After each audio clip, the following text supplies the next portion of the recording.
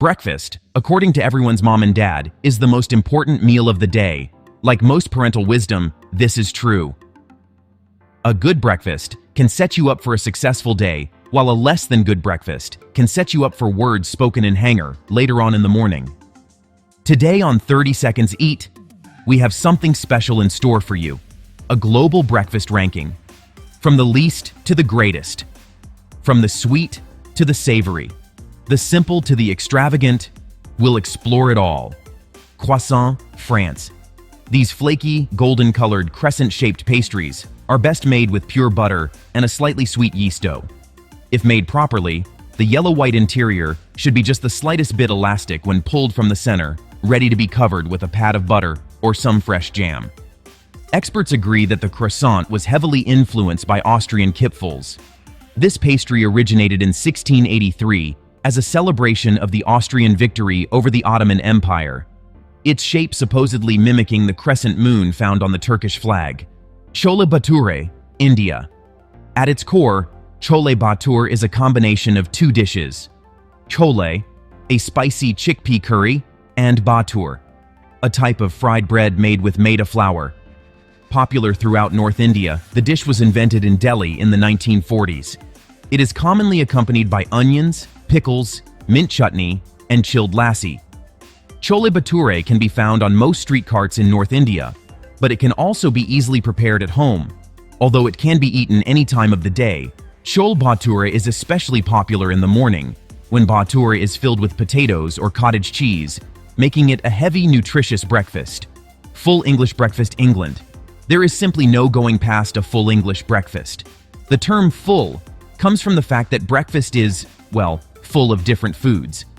A full breakfast, sometimes called a fry-up, is a substantial cooked breakfast meal, often served in England and Ireland. Full breakfast is served as you would expect at breakfast time, but is also popular throughout the day, often replacing lunch. It is particularly popular in bed and breakfasts, where no stay would be complete without one. The typical ingredients are bacon, sausages, eggs, black pudding, baked beans, tomatoes, mushrooms, toast, fried bread, and beverages such as coffee or tea. Hash browns are a common contemporary but non-traditional inclusion. Vietnamese beef stew, bo co, Vietnam. Bo co is a popular Vietnamese beef stew that can be consumed on its own or accompanied by a baguette on the side. It can also be served over noodles, and it is customary to serve a variety of fresh herbs on the side. The dish includes ingredients such as diced beef, carrots, lemongrass, cinnamon, chili, pepper, garlic, and shallots, all of them simmered in a spicy and aromatic broth. The origins of bo co are still a mystery, although it is believed that the dish has many influences from both the East and the West. In rural areas of Vietnam, the stew is usually much spicier than in urban areas. It is traditionally consumed for breakfast, garnished with chopped green onions, coriander, and onions. Yum cha, China. The Cantonese words yum cha refer, quite literally, to the act of drinking tea, which has been practiced across China for millennia. Yum cha is popular in Cantonese-speaking regions, including Guangdong Province, Guangxi Province, Hong Kong, and Macau.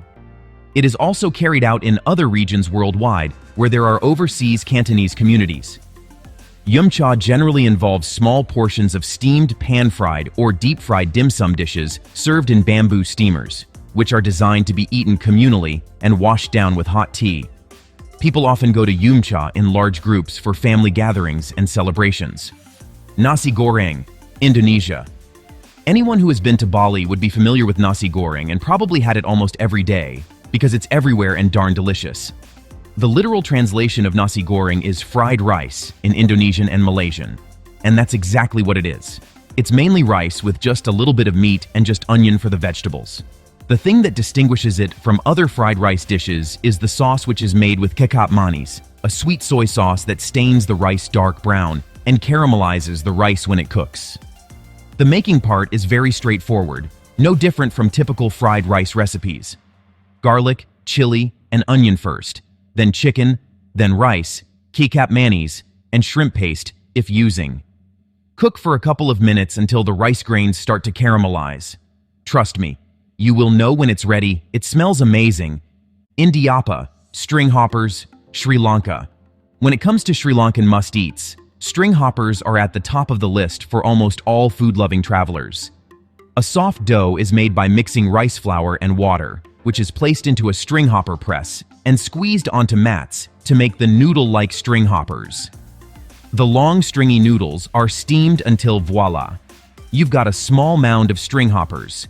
You can eat them with a variety of curries. A few of our favorites include spicy chicken or fish, young jackfruit curry, and potato curry. Locals usually mix in some pol sambal, a traditional Sri Lankan condiment made with freshly grated coconut, chili, and red onion.